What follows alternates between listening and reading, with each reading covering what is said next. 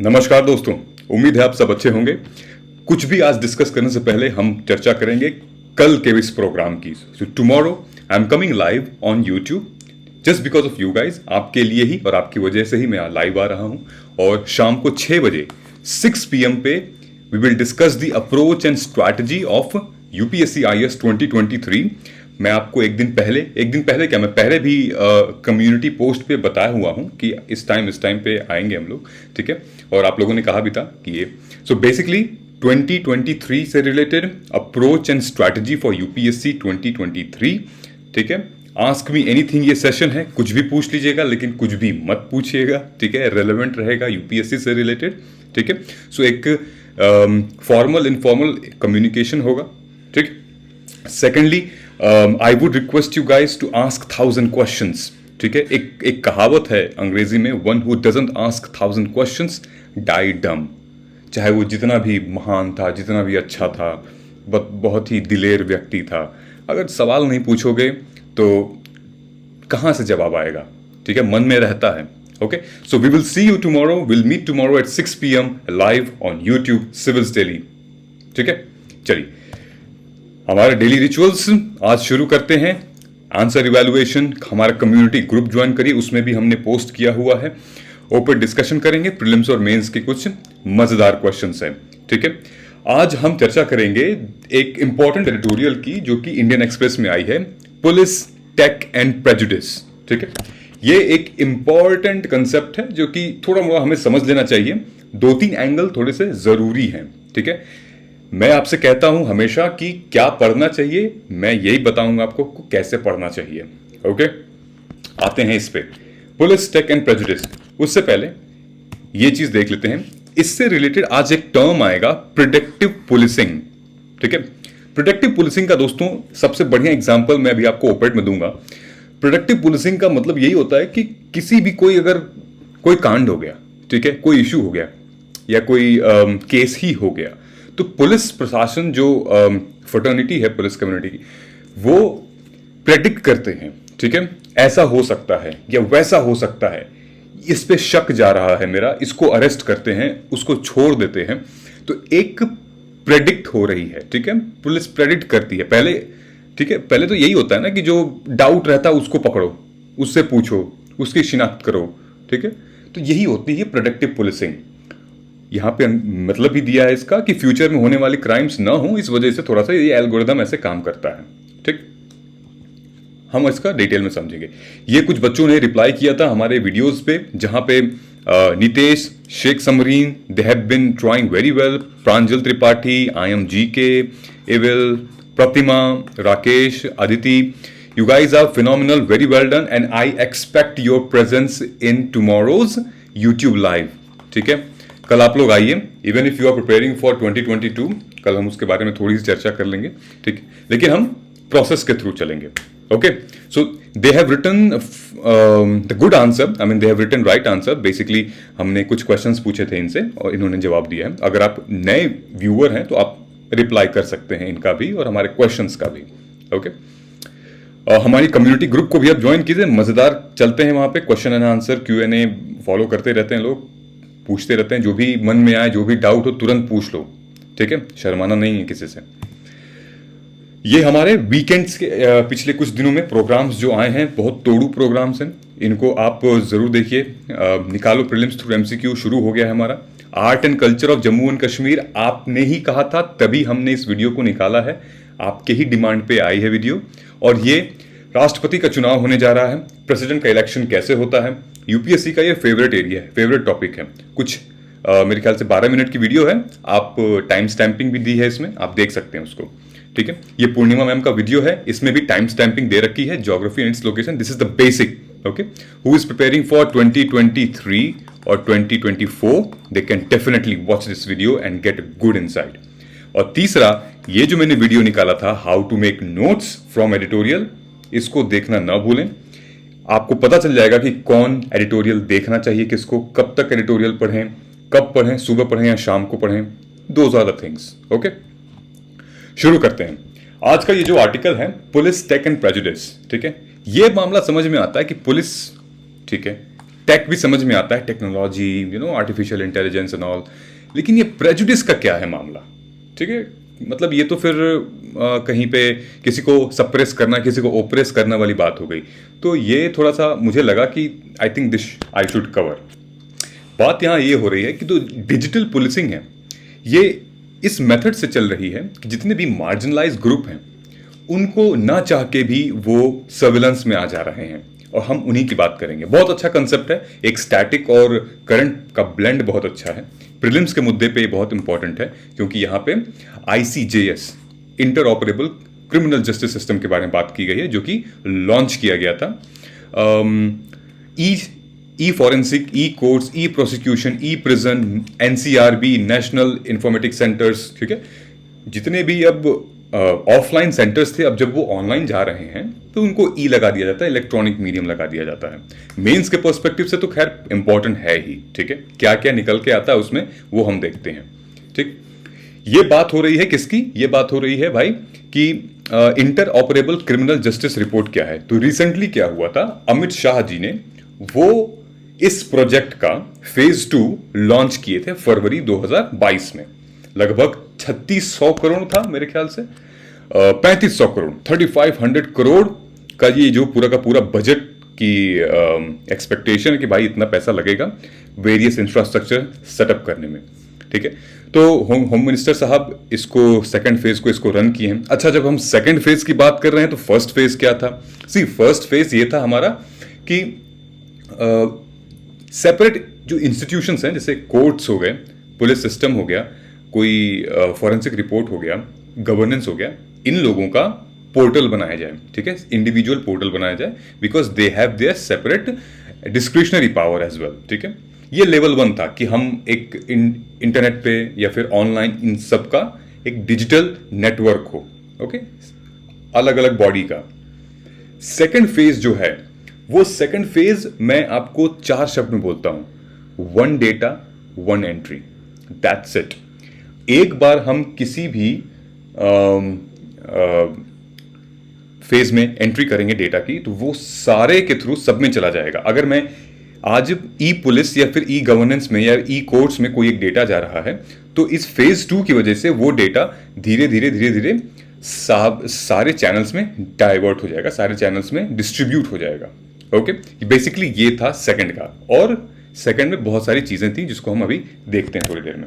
ठीक है, हुआ क्या था कि 2018 में सुप्रीम कोर्ट ने एक पैनल लॉन्च की, और सबसे पहला प्रोजेक्ट जो लॉन्च हुआ था वो तेलंगाना के वारंगल डिस्ट्रिक्ट में हुआ था, जिसको हमारे जो क्रिमिनल जस्टिस की जो डिलीवरी सिस्टम है ना, उसके 2 पिलर्स हैं, एक तो कोर्ट है और एक पुलिस स्टेशन है, पुलिस प्रशासन मान लीजिए या फिर कोर्ट मान लीजिए। ठीक है, एक न्यायपालिका और दूसरा पुलिस।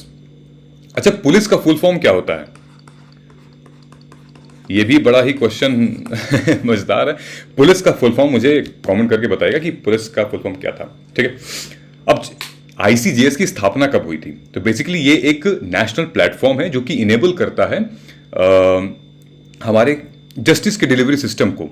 ठीक है, क्रिमिनल जस्टिस के डिलीवरी सिस्टम को इनेबल करता है कि ताकि बहुत सारे पेंडिंग केसेस ना रहें, कोई भी छोटा मोटा केस हो तुरंत रफा दफा हो जाए। ठीक, एक्सेसिबिलिटी, लोगों के पास एक्सेसिबल हैं लोग कि अगर ऑफलाइन की वजह से कहीं कोई आने में दिक्कत हो गई, कहीं कुछ प्रॉब्लम हो गई, जैसे कोविड के टाइम पे कहीं कोई जाना माना नहीं था, सब लोग एक जगह रुके हुए थे, उस टाइम पे ये सिस्टम बहुत फॉलो होता है। ठीक है, तो काम नहीं रुकना चाहिए, किसी को न्याय दिलाने की प्रक्रिया रुकनी नहीं चाहिए। ठीक है, जस्टिस नहीं रुकना चाहिए, justice shouldn't be stopped, nor it should get delayed, right. So किसी चीज की वजह से, मतलब गवर्नमेंट की फंक्शंस की वजह से, राइट। सो इसका जो है 5 पिलर्स बताया जा रहा है कि भाई to integrate 5 pillars of the system. क्या क्या था? Through crime, through criminal tracking, through network system, e forensic, e courts, e prosecution, e prison. ठीक है, क्या है? E forensic, e court, e prosecution, e prison, और दूसरा क्या है हमारा? E governance. ठीक है, ये सारे के सारे पांचों हैं एक साथ, देख रहे हैं, 5 मिली तो बन गई मुट्ठी। This is the power. Okay, so ICJS would be available through a dedicated and secure cloud-based infrastructure with high speed connectivity. ठीक, ये पूरा इमेज मैंने लेफ्ट हैंड साइड में आपकी चिपका रखी है, आप पॉज करके इसको आराम से इत्मीनान से पढ़ सकते हैं, कोई हार्ड एंड फास्ट नहीं है इसमें। ठीक है, आगे चलते हैं। ये है, मैंने एक माइंड मैप तैयार किया था, ये देखिए, इंटरऑपरेबल क्रिमिनल जस्टिस सिस्टम। ये बेसिकली मैंने गूगल से इमेजेस ली हैं और कंसेप्चुअल डायग्राम है आईसीजेएस का क्या होगा। वन डेटा वन एंट्री की बात जो मैंने कही थी वो है, ये फेज 2 का मामला है।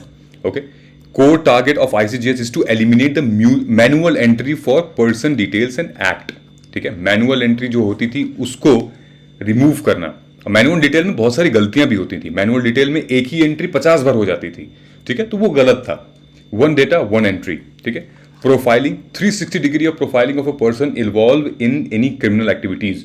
अब उसमें पता है क्या होता है 360 डिग्री मतलब क्या, उसके लैंग्वेज में, उसके कल्चर में, उसके फिंगरप्रिंट्स, एवरीथिंग, सब कुछ लिया जाएगा उसके प्रोफाइलिंग में, सो दैट उसका जो क्रिमिनल रिकॉर्ड होगा, कोड होगा, वो आइडेंटिटी होगी, जो एक बार एंटर करेंगे सबके पास वो डेटा चला जाएगा, चाहे वो कोर्ट हो, चाहे फॉरेंसिक डिपार्टमेंट हो, चाहे पुलिस हो, चाहे गवर्नेंस हो, या फिर प्रोसिक्यूशन हो, कोई भी हो। ठीक है, समझ में आ गई बात। एक्सचेंज डेटा की बात चल रही है इसमें। पिलर्स एनालिटिक्स हो रहा है पैन इंडिया। ठीक है, मतलब कि everywhere all these people will get access to it. मतलब कोई अगर बिहार में भी बैठा पुलिस स्टेशन में, अगर उसके पास इंटरनेट कनेक्टिविटी है और इस प्रोजेक्ट के थ्रू अगर वो चाहे कि किसी क्रिमिनल का बैकग्राउंड वो चेक करे, या फिर कोई सस्पेंस है उसको चेक करे, तो एक बार उसका नंबर डालेगा और फिर फटाफट सारी डिटेल्स आ जाएंगी उसकी।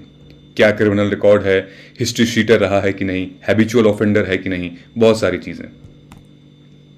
ठीक है, दूसरी चीज हम आते हैं यहां पे प्रेजुडिस के ऊपर। अब आप पुलिस टेक तो समझ गए हो। ठीक है, प्रेजुडिस वाला जो मामला आ रहा है वो बेसिकली हम इसको ऐसे कर सकते हैं कि जितने भी, देखिए, जब हमारा भारत आज़ाद भी नहीं हुआ था ना, तो ब्रिटिश टाइम पे कुछ जनजातियां थीं, ठीक है, जिसको हम नोमैडिक, सेमी नोमैडिक कहते थे। ठीक, उन लोगों को ब्रिटिश गवर्नमेंट ने हैबिचुअल ऑफेंडर का नाम दे दिया था। क्यों? क्योंकि एक तो उनके पास सोशियो इकोनॉमिक कंडीशन ठीक नहीं थी। ठीक है, कुछ लोग थे जो उनकी कम्युनिटी से वो चोरी चकारी या फिर हत्या या फिर कोई भी ऐसे क्रिमिनल ऑफेंस में इन्वॉल्व हो जाते थे। ठीक है, सोशल इकोनॉमिक की वजह से, पैसा रुपए नहीं, आर्थिक स्थिति ठीक नहीं है, तो चोरी करनी पड़ती थी। पेट का सवाल है, नहीं मिल रही है, चोरी करनी पड़ती थी। उस टाइम पे काफ़ी ज़्यादा इश्यूज हुआ करते थे नोमैडिक सेमी नोमैडिक्स को लेके। तो जो ब्रिटिश गवर्नमेंट थी वो इन लोगों का एक टोटली एक्ट ही पास कर दिया था उन लोगों ने। उस एक्ट का क्या नाम था? उस एक्ट का नाम था क्रिमिनल ट्राइब्स एक्ट 1871। ये देखिए यहां पे मेंशन्ड है, criminal tribes act 1871। It has been replaced with the murky habitual offenders. ठीक है, हुआ यूं करता था कि सेमी नोमैडिक्स और नोमैडिक्स, ये कुछ लोग ऐसे हैं जो कि भारत में लगभग 15 करोड़ से भी ज़्यादा इनकी आबादी है। ठीक है, सेमी नोमैडिक और नोमैडिक्स। ठीक है, कुछ लोग कहते हैं कि ये वो जनजातियां हैं जिनकी ना आधार है, ना वोटर आईडी है और ना कोई आइडेंटिटी है। ठीक है, ये पहले से ही मान लिया गया है और अब भी चला आ रहा है कि ये लोग हैबिचुअल ऑफेंडर्स हैं, यही लोग चोरी चकारी करते हैं, यही लोग सब कुछ करते हैं। लेकिन ऐसा नहीं है। मैंने ये फोटो लगा रखी है किस लिए? जय भीम की। अगर आपने ये पिक्चर नहीं देखी है तो आप अभी जाइए, मेरा वीडियो पॉज करके जाइए, देखिए उस मूवी को। आपको देखना चाहिए, एक एस्पिरेंट को देखना चाहिए, पीसीएस जे की जो तैयारी कर रहा है उसको देखना चाहिए, एक वेल इन्फॉर्म्ड सिटीजन को ये मूवी देखनी चाहिए। मैं क्यों बोल रहा हूं, ये जो बंदा है यहां पे, ये नोमैडिक और सेमी नोमैडिक ट्राइब्स इस मूवी में था, इसकी कोई गलती नहीं थी। इसके जबरदस्ती पुलिस वालों ने झूठ चोरी का इल्जाम लगाया इस पे, और जबरदस्ती सिर्फ इसकी कंसेंट लेने के लिए इसको इतना मारते थे, सिर्फ कंसेंट लेने के लिए। क्यों? क्योंकि एक तो ये गरीब परिवार से है, एक तो इसके पास कोई पावर नहीं है, दूसरा सोशियो इकोनॉमिक कंडीशन ठीक नहीं है, पैसा भी नहीं खिला सकता, क्या कर सकता है, गरीब है, बेसहाय है। ठीक है, इसकी बीवी के साथ बदसलूकी की गई, इसके रिलेटिव्स के साथ बदसलूकी की गई। क्यों? क्योंकि ये लोग कुछ कर नहीं सकते हैं, ठीक है। ना इनके पास मनी है, ना स्टेटस है, ना पावर है, और नथिंग एज सच, कोई ऐसा, और कानून भी तो क्या, कानून वहां तक पहुंच ही नहीं पा रहा है, ठीक है तो ये कानून देखिए, कानून क्या कर रहा है इनके साथ, ठीक है। सो ये मूवी आप जरूर देखिएगा, और ये विडंबना है हमारे समाज की कि हम पहले से ही सोच लेते हैं कि यही किया होगा, ठीक है, दलित है, जनजातियों से है, यही किया होगा, ऐसा नहीं है। इस आर्टिकल में ये बताया है कि पूरे के पूरे जो लोग सवर्ण लोग, जनरल कैटेगरी के, या फिर जो वेल ऑफ हैं, उनके पे कभी कोई आंच, मतलब कभी पुलिस वाले नहीं जाते हैं उन एरियाज में, कभी कभी उन पे सर्विलांस नहीं होता है, ठीक है, हमेशा इन्हीं लोगों पे होता है। दूसरी बात ये कि ये जो सिस्टम है, अब मैं इस सिस्टम पे आता हूं, अब ये इसको ब्लेंड क्यों कर रहे हैं। दूसरी चीज ये कि ऐसे ही कुछ व्यक्तियों को शक के अभाव पे ले आया जाता है पुलिस स्टेशन, ओके, कि क्राइम हुआ है, मे बी क्राइम स्पॉट पे इसको देखा गया है, तो शायद he could be that offender, और he could know that who is the offender, he might know something which he can tell. तो अब पुलिस क्या करेगी वहां पे, इसकी फिंगरप्रिंट्स ले लेगी, इससे बयान ले लेगी, इसकी डिटेल ले लेगी, और वो सिस्टम में फीड कर देगी, ठीक है। अब एक इन्फॉर्मर की बजाय उस सिस्टम में इसकी एंट्री कहीं ना कहीं वो क्रिमिनल वाले विंसिनिटी में आ जाएगा, और इन पे हमेशा हमेशा हमेशा के लिए वो डाउट रह जाएगा, और वो सिस्टम जो कि चैनलाइज हो जाएगा, ठीक है, वो ई गवर्नेंस, ई कोर्ट, ई फॉरेंसिक रिपोर्ट और पुलिस स्टेशन, हर जगह इनकी इंफॉर्मेशन चली जाएगी। इससे इनके आइडेंटिटी को खतरा है। आप न चाह के भी इन लोगों के लिए कुछ नहीं कर पाएंगे, क्योंकि उस सिस्टम में ही आ जाएगा, फिर आपको लगेगा कि नहीं, दे आर ऑफेंडर्स, ओके, और ये कुछ कह भी नहीं पाएंगे। इनको तो पता भी नहीं होगा कि ये इनकी डेटा, एक बार वन डेटा वन एंट्री क्या होती है। सो ये सिस्टम, अगर पुलिस टेक मिल के ये सिस्टम अगर ठीक कर ले, और स्पेसिफिकली इन बेचारों के साथ ना छेड़खानी करें, तो बहुत मेहरबानी होगी, ठीक है। कुछ क्वेश्चंस हैं जो कि इससे रिलेटेड मैं आपको बता देता हूं, प्रीलिम्स और मेंस के लिए इंपॉर्टेंट है। एक तो क्या है कि एनसीआरबी कौन से मिनिस्ट्री के अंदर सेटअप है। दूसरा, एनसीआरबी किसकी रिकमेंडेशन से आया था, ये मैं बता देता हूं। दो ऐसे सिस्टम हैं, बॉडीज हैं जिनकी रिकमेंडेशन से आया था, वो दोनों आप मेंशन करिएगा। रेनकी कमीशन क्या थी, ठीक है, जब मैंने जनजातियों के बारे में बात की है, नोमैडिक, सेमी नोमैडिक, उसके बारे में बताइएगा आप। What are various schemes for de notified nomadic and semi nomadic community, जो हमारे भारत सरकार ने इन पे अप्लाई की है, क्या स्कीम चलती है, वो बता दीजिएगा, ठीक है। इतना कुछ बताइएगा, तब तक हम आगे बढ़ते हैं। वीडियो पॉज के भी आप समझ सकते हैं, सोच सकते हैं। आगे बढ़ते हैं। आगे का जो मुद्दा हमारा है वो लद्दाख के ऊपर है। Ladakh eastern boundaries, so on so forth. ये है ऊपर इसके the peculiar case of Ladakh eastern boundary. आज का एडिटोरियल है, ठीक है। Atmanirbhar Bharat requires a bold relook. कुछ ज़्यादा समझने वाला नहीं, मैं आपको बताता हूँ क्या क्या पढ़ सकते हैं। जो मैंने हाईलाइट किया है वही पढ़ना है, बाकी तो आप इग्नोर कर सकते हैं। दूसरा, एरिया वाइज जान लेते हैं। लद्दाख का मतलब क्या होता है। ला दाख, ला मतलब लैंड, दाख मतलब passes, the land of passes, ये था लद्दाख का मतलब, ठीक है। ये है इसका सदर्न पार्ट, ये ईस्ट पार्ट है, ये वेस्ट पार्ट है, ये साउथ पार्ट है। ये है हमारा कश्मीर, ठीक है। और ये आपका कश्मीर वैली है, ये श्रीनगर है, ये जम्मू है, ओके। ये पूरा का पूरा एरिया है लद्दाख। यही सबसे ज़्यादा टेंशन वाला एरिया है चाइना के साथ। कारगिल, ठीक है, ये लद्दाख एरिया है, इंडस, और यहीं से बॉर्डर में सटता है अक्साई चिन, ठीक। और ये चाइना तिब्बत वाला एरिया है लद्दाख का। ये इतना है, ये काराकोरम रेंज है ऊपर की, ठीक। हिस्ट्री क्या है इसकी। बेसिकली क्या था कि लद्दाख जो है वो कब इमर्ज किया था। Ladakh emerged with a distinct entity, एक सेपरेट एंटिटी की तरह वो इमर्ज किया था ट्रीटी ऑफ टिम्सोगन 1684 में, 16th सेंचुरी में, ठीक है। This treaty was the establishment of relation between Leh and लाशा। अब लेह एंड लाशा वाला रीजन कौन सा है, ये है लाशा, ठीक है। और लेह वाला रीजन, ये पूरा रीजन था हमारा लेह का, ठीक है। ये लेह और लाशा का ये पूरा रीजन था, ये इन दोनों के बीच में एक रिलेशन को स्टैब्लिश करता है।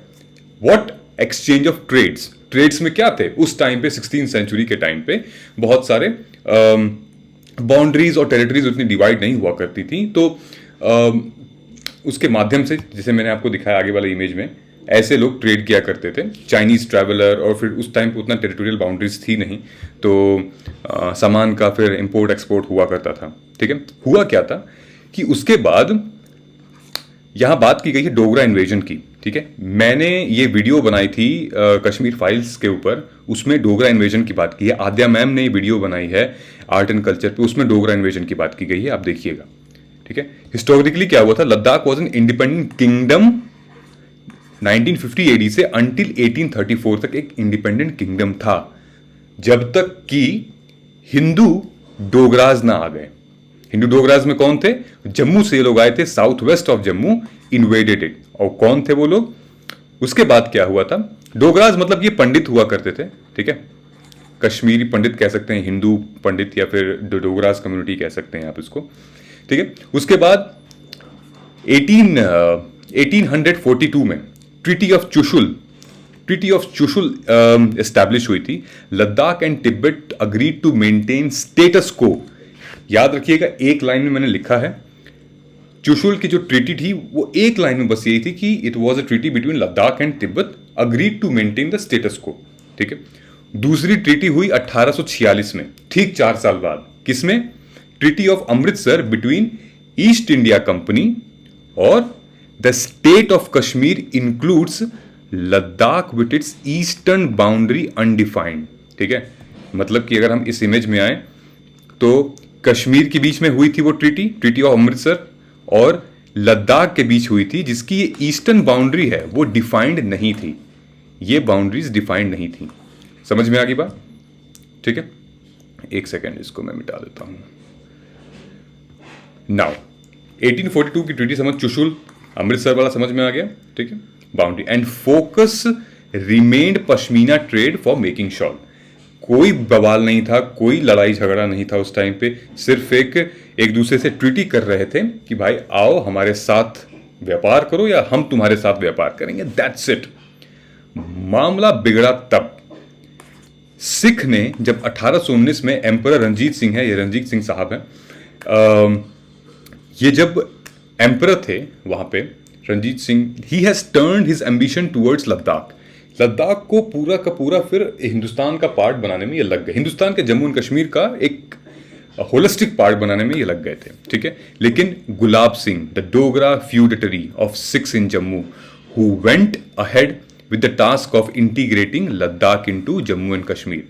फाइनली जो गुलाब सिंह थे वहां के, उन्होंने ये किया था, जम्मू एंड कश्मीर और लद्दाख को एक साथ किया था। इन्हीं के फैमिली से थे हरि सिंह, जो भारत जब आज़ाद हुआ था उसके बाद हरि सिंह वहाँ के राजा थे, और मामला फिर उसके बाद हुआ था। आई थिंक हरि सिंह के बेटे का नाम मैं भूल रहा हूँ, युवराज था, पता नहीं, मुझे याद नहीं आ रहा है उनके बेटे का क्या नाम था, लेकिन उनके जो बेटे थे हरि सिंह के बेटे, उनका बहुत बड़ा योगदान था कश्मीर को 370 दिलवाने का। ठीक है, कभी डिस्कस कर लेंगे। तो ये चीज़ आपको समझ में आ गई, 3-4 ट्रीटीज थी। ओके, उसके बाद हुआ क्या, जब ब्रिटेन ने भारत में अपनी गवर्नेंस को संभाली, ठीक है, उन्होंने शिफ्ट किया northern boundary of Ladakh because of Russia advance in central. ये जो है, ठीक है, इस पे क्योंकि ऊपर आपका रशिया वाला एरिया धीरे धीरे आ जाएगा, यहां पे बाउंड्रीज इन्होंने सेट करना शुरू कर दी, यहां पे ध्यान नहीं दिया। ठीक है, उनको लगा कि भाई हिंदी चीनी भाई भाई थे उस टाइम पे और कोई दिक्कत नहीं है, ट्रेड हो रहा है, ट्रेड से हमें फायदा हो रहा है, तो अभी हम ठीक है, हमें ध्यान नहीं। लेकिन हाँ, उस टाइम पे रशिया सुपर पावर थी, ठीक है, और ध्यान देना जरूरी था। तो ईस्ट इंडिया कंपनी ने वहां पे लद्दाख में बाउंड्री क्रिएट कर दी उन लोगों के लिए, ठीक है, to advance into Central Asia. 1870 में ब्रिटिश के जॉइंट कमिश्नर थे, उन्होंने, वो लेह में पोस्टेड थे, who continued good relation and correspondence with the Dalai Lama and the Chinese amban at Lhasa with the Kashmir state. काफी अच्छी संबंध निभाई थी उन लोगों ने, ये पूरे रीजन है, ठीक है, सब कुछ ठीक चल रहा था। Both India and China have relied on correspondence of travel account. ठीक है, बहुत ऐसे ही लोग ट्रैवल किया करते थे, ठीक, और which have very different purpose, obscuring the reality of the customary boundaries and defined only for the limited area of human occupation. ठीक है, कहीं कुछ डिफाइंड नहीं था, कहीं कुछ नहीं डिफाइंड था, ट्रेड करते थे लोग, आवन जावन करते थे, लेकिन ये वाली जो बाउंड्री थी वो कभी भी डिफाइंड नहीं हुई। ठीक है, नेक्स्ट नई जो कंसेंसस बनती है ये आप देख लीजिएगा, new domestic consensus. There has been in advance developing a common understanding moving from establishing respective claim to recognize the ground reality. ठीक है, अब हुआ क्या कि 1959 में दोनों कंट्री मतलब भारत और चाइना अनएक्सपेक्टेडली, मतलब जरूरी नहीं था कि सोच समझ के हुआ था, ठीक है, गलती से कुछ नहीं हुआ था, सोच समझ के हुआ था, दैट दोनों कंट्रीज ने अपने पोजीशन को डिस्क्राइब नहीं किया। दोनों पोजीशन ने अपनी पोजीशन को पेट्रोलिंग के बेस पे डिमार्केट किया। इनफैक्ट जो अग्रीमेंट था, कराची अग्रीमेंट में यहाँ पे एक लाइन लिखी गई थी कि जो भी एरिया है भारत का वो north to the west, north to the east, ठीक है, ये ऐसे एरिया था, लिखा गया था यहाँ से नॉर्थ टू द ईस्ट। अब नॉर्थ टू द ईस्ट कुछ भी हो सकता है, डिफाइन नहीं था। ठीक है, travel record that would justify their already established stand. 1993 में क्या हुआ, 1993 में एक अग्रीमेंट को साइन किया गया, maintaining the peace and tranquillity between the line of actual control brought in diplomats. और फिर वो जो अग्रीमेंट था that moved into a dialogue from history of principle. फिर लोग पुरानी अपनी बातें बताने लगे कि ऐसे हुआ था यार, पिछले मतलब ट्रैवल लोग करते थे, कोई बाउंड्री नहीं थी, तो आप इंश्योर करना चाहिए आपको अभी भी ऐसा कुछ ना हो, एक बाउंड्री डिसाइड कर लेते हैं। तो ये सारी चीज़ें थी। ठीक है, ये आपके लिए उतना इंपॉर्टेंट नहीं है, लेकिन हाँ रिसेंटली के जो अभी टॉक्स हैं, जैसे 2020 में the focus shifted to on the ground situation. ठीक है, 15 राउंड के टॉक्स के बाद the recent joint statement has highlighted continuing the military and diplomatic dialogue reaching in mutually acceptable resolution. ठीक है, remaining issue at the earliest progress bilateral relation। तो recently अभी I think China के foreign minister हैं, हाँ China के foreign minister हैं वांग ही, India में हैं और शायद इस पे बात हो तो शायद एक नई न्यूज़ निकल के आए कि मुद्दा क्या था भाई। ठीक है, दूसरी चीज़ ये आपको पता होगी, ठीक है, ये अक्साई चीन वाला एरिया है। भारत कहता है कि भाई हमारा एरिया, हमारा बाउंड्री F8 तक है, चाइना कहता है कि हमारा F2 तक है। और रियलिटी क्या है, रियलिटी ये है कि इंडिया 4 और 5, फिंगर 4 और फिंगर 5 के बीच में इनके पंकर्स हैं, हमारे सैनिक तैनात हैं। ठीक है, चाइना क्या कहता है, चाइना के यहाँ तक सैनिक पूरे तैनात हैं, सब कुछ गाड़ी वाड़ी सब सेट कर रखी है, बंकर बना रखा है, एक नया सिटी को एस्टैब्लिश कर रखा है। ठीक है, अभी भी डिफाइंड नहीं है एरिया। ठीक है, ये बेस है, ये LAC है, ये चाइना के हिसाब से, मैंने बताया था ना, चाइना के हिसाब से ये कहता है कि भाई F2 तक हमारा एरिया है। ठीक, तो ये कुछ मुद्दा था। दूसरा ये था कि दिस द ईयर 1954 नॉट 1962, गड़बड़ यहीं से हुआ था 1954 में। जंग तो 1962 में हुई थी ना, इंडो चाइना वॉर तो 61-62 में, मुद्दा तो यहीं से बिगड़ गया था। जंग तुरंत थोड़ी हो जाती है, धीरे धीरे टाइम लगता है चीज़ें बिगड़ने का। The unilateral actions in neutral territory establishing strategic road defining the boundary converted a colonial ambiguity into dispute. Colonial ambiguity पे ध्यान रखिएगा, colonial ambiguity into dispute. Okay, and this has led to Indo China war in 1961। ठीक है, दूसरी the cold war heightened mistrust with Pakistan joining the South East Treaty Organization and United States convert operation with the brother Dalai Lama residing into Kalimpong. बहुत सारे ऐसे issue हुए थे जिसकी वजह से ये इंडो चाइना वॉर हुआ था। ये 1960 की बात नहीं है, 54 में ही नेहरू जी थे, तभी मामला सेट हो गया था। ठीक, सो कहने का मुद्दा ये है कि ये एक बहुत सेंसिटिव एरिया है, पॉलिटिकल एरिया है, और इसको ध्यान देना पड़ेगा, पॉलिटिक्स में ध्यान देना पड़ेगा कि भाई कंट्रोल करना। क्योंकि अभी आपको पता है अरुणाचल प्रदेश में लगभग 7 या 15 ऐसे जगह हैं जिनका चाइना ने रीनेम कर दिया है, right. So there are few things which Indian government should think about it, should act it administration के पर्सपेक्टिव से और ग्राउंड रियलिटी के बेस को देख के। ठीक है, उम्मीद है आपको एडिटोरियल समझ में आया होगा। अगर डाउट लगता है तो हमारा जो कम्युनिटी पोस्ट है उस पर आइए, वहाँ हम डिस्कस कर लेंगे।